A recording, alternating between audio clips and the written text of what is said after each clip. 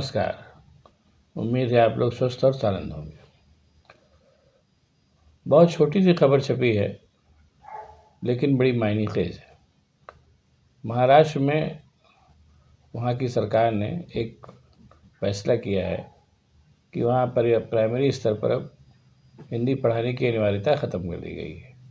पहले क्या होता था कि वहाँ प्राइमरी स्तर पर 3 भाषाएं पढ़ाई जाती थी। मराठी, जाहिर सी बात है, उनकी मातृभाषा है, और अंग्रेज़ी, क्योंकि उससे आप अंतर्राष्ट्रीय जगत में आपको बातचीत करने में सुविधा होती है, और तीसरी हिंदी, क्योंकि वो हिंदी की एक तरीके से राजभाषा तो नहीं लेकिन राष्ट्रभाषा तो है ही। और पूरे हिंदुस्तान भर में हिंदी की स्वीकार्यता है, अनिवार्यता है, और लोग समझते हैं। तो राष्ट्रीय एकता मजबूत हो, इसके चलते हिंदी भी अधिकांश जगहों को पढ़ाई जाती है। लेकिन ये इस सिलसिले में फिर से थोड़ा सा चेंज कर दिया है महाराष्ट्र की सरकार ने कि मराठी पढ़ी जाए, प्राइमरी स्तर पर मराठी पढ़ी जाएगी, अंग्रेज़ी पढ़ाई जाएगी, लेकिन हिंदी की अनिवार्यता समाप्त कर दी है। जो चाहे पढ़े, जो चाहे न पढ़े। ये फैसला हो गया है और लागू हो गया है।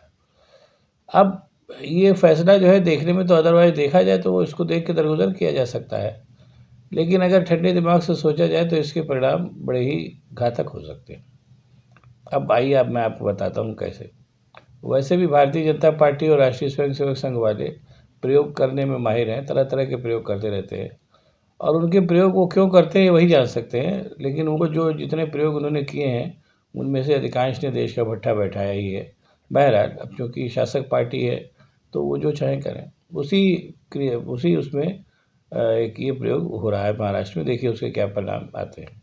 सबसे पहला परिणाम जो दिखाई दे रहा है वो यह दे रहा है कि महाराष्ट्र की देखा देखी अगर और भी भारतीय जनता पार्टी के शासित प्रदेशों ने हिंदी की अनिवार्यता को ख़त्म किया, तो हिंदी जो एक राष्ट्रभाषा के तौर पर अच्छी खासी अपनी जड़ पकड़ चुकी है और राष्ट्रभाषा के तौर पर जानी जाती है, वो धीरे धीरे उसकी हैसियत में परिवर्तन आने लगेगा। जो भाषाएं जहाँ की प्रबल भाषाएं होंगी, जैसे गुजरात में गुजराती, और जैसे महाराष्ट्र में मराठी, ये सब जो है धीरे धीरे मजबूत होने लगेंगी। नो डाउट, इसमें कोई शक नहीं कि जो स्थानीय भाषाएं मजबूत है, स्थानीय भाषाओं में लोग बोलते भी हैं, लेकिन ऑफिशियल स्तर पर आज की तारीख में 2 ही भाषाएं प्रोमिनेंट हैं, एक हिंदी पूरे हिंदुस्तान भर में और दूसरे अंग्रेज़ी।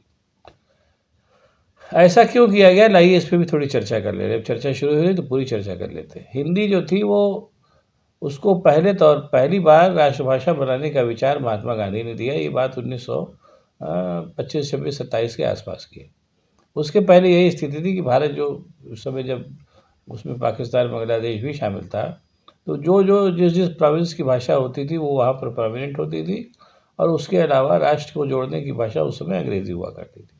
हिंदी केवल हिंदी पट्टी की भाषा थी, और उसका इसी भाई मतलब आप समझ लीजिए जो हिंदी क्षेत्र है उसी में उसका विस्तार था, इससे ज़्यादा नहीं था।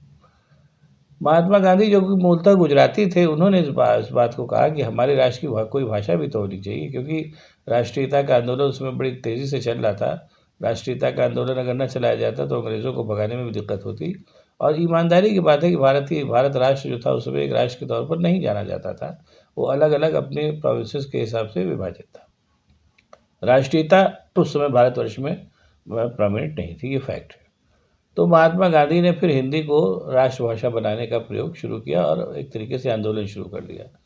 वो आप महात्मा गांधी के भाषण भी देखिए, वो सब लगातार हिंदी में बोलते थे।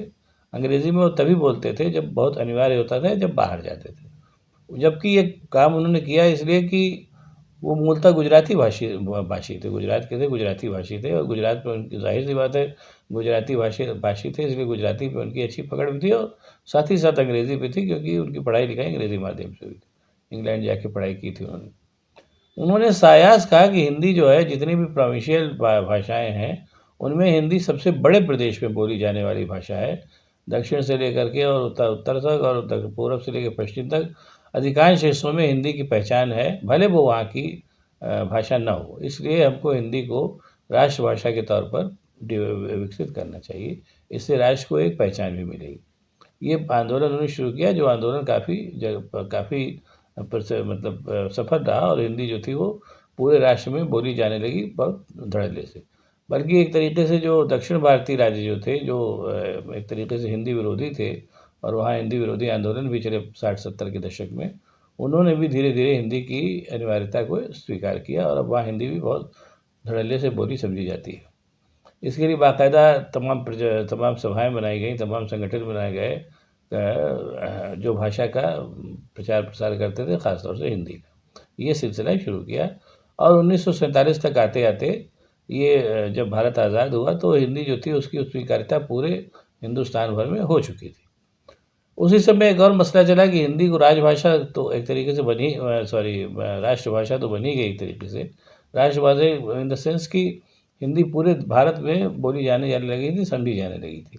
लेकिन इसको जो है राजभाषा बनाया जाए या नहीं, राजभाषा मतलब कि राज्य की भाषा। तो उस समय फिर जवाहरलाल नेहरू ने कहा कि भाई हिंदी, इसमें कोई शक नहीं कि पूरे देश में बोली जाती है, समझी जाती है, लेकिन हमको अभी पूरे विश्व से भी बातचीत करनी है और पूरे भारत के अंदर भी हिंदी की वो स्वीकार्यता नहीं जो होनी चाहिए, इसलिए अभी इसको कुछ दिन के लिए टाल देते हैं।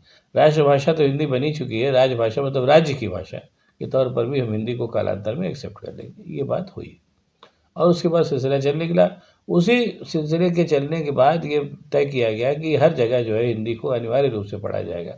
पहले हिंदी अनिवार्य रूप से नहीं पढ़ाई जाती थी, लेकिन फिर ये हुआ कि त्रिभाषा फार्मूला के तहत जो है ये हुआ कि उस प्रदेश की भाषा और अंग्रेज़ी, ताकि बच्चे बाहर निकले तो वहाँ उनको बातचीत करने में आसानी हो, क्योंकि अंग्रेज़ी भी ऐसा नहीं कि पूरी दुनिया में बोली जाने वाली एकमात्र भाषा, ऐसा नहीं है, लेकिन दुनिया के अधिकांश हिस्सों में अंग्रेज़ी बोली समझी जाती है। इसलिए ये हुआ कि पहले उस प्रोविंस की मातृभाषा, जैसे महाराष्ट्र में मराठी है, कश्मीर में कश्मीरी है, गुजरात में गुजराती है और उसके अलावा अंग्रेज़ी, ताकि बच्चे दुनिया में बाहर निकलें तो उनको बातचीत करने में सुविधा हो, और तीसरी हिंदी, ताकि वो हिंदुस्तान भर में कम से कम जहाँ भी जाएँ वहाँ वो हिंदी के माध्यम से अपने आप को एक्सप्रेस कर सकें, बोल सकें, सब बात सकें। दक्षिण भारत में भी यही चीज़ लागू हुई। उनकी अपनी भाषा अंग्रेज़ी और मातृभाषा, ये मतलब उनकी अपनी भाषा मातृभाषा अंग्रेज़ी और हिंदी, ताकि उनको, ज़ाहिर सी बात है मातृभाषा तो उसमें तो बात करेंगे ही, अंग्रेज़ी कभी वो बाहर जाएँ तो उनको बात करने में आसानी, और हिंदी के माध्यम से वो पूरे हिंदुस्तान से कनेक्टेड है। ये सिलसिला बना और वो त्रिभाषा फार्मूला लागू हुआ, जो अभी भी हिंदुस्तान में लागू है, अभी एक पूरे देश में लागू है। अब ये एक नया प्रयोग लेकर के आए हैं, आपके क्या नाम है, महाराष्ट्र में, कि हम हिंदी की अनिवार्यता को समाप्त कर देंगे। अब हिंदी की अनिवार्यता को समाप्त करेंगे तो इसका मतलब कालांतर में धीरे-धीरे ये स्थिति आज आ सकती है कि राष्ट्रभाषा के तौर पर, जो हिंदी ऑलरेडी बनी हुई है, राष्ट्रभाषा के तौर पर हिंदी का स्थान फिर से गौड़ होने लगे। इस बात की संभावना से इनकार नहीं किया जा सकता, और अगर ऐसा होता है तो ये मान के चलिए कि जो भारतवर्ष की में राष्ट्रीयता का आंदोलन जो इतनी तेज़ी से शुरू हुआ था और बड़ी मुश्किल से हिंदी के माध्यम से भी भारत को एक राष्ट्र के तौर पर बांधा गया, इसमें हिंदी का भी एक प्रबल योगदान रहा, वो स्थितियाँ फिर से गड़बड़ाएँगी। ये इसको कहने में मुझे कोई हर्ज नहीं है। अब ये है कि इस प्रयोग के पीछे भारतीय जनता पार्टी और राष्ट्रीय स्वयंसेवक संघ की कौन-सी अवधारणा है, वो क्या प्राप्त करना चाहते हैं, ये तो पता नहीं है। लेकिन महाराष्ट्र में अगर ये छोटा-सा प्रयोग शुरू हुआ है, तो ये पक्का मान के चलिए कि इसके पीछे की मंशा बड़ी है। और वो जैसे कि आदत होती है भारतीय जनता पार्टी और राष्ट्रीय स्वयंसेवक संघ की, कि अपने प्रयोगों की मंशा नहीं बताते, प्रयोग शुरू कर देते हैं।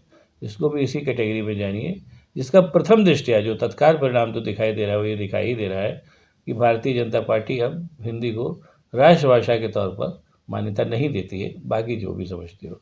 अब आपको अगर ये वीडियो पसंद आए तो इसको लाइक करिए, शेयर करिए, साथ ही साथ मेरे चैनल को सब्सक्राइब करिए, ताकि मैं और भी बातें आपको इसी तरीके की बातें बताता रह सकूँ। बहुत बहुत धन्यवाद। नमस्कार।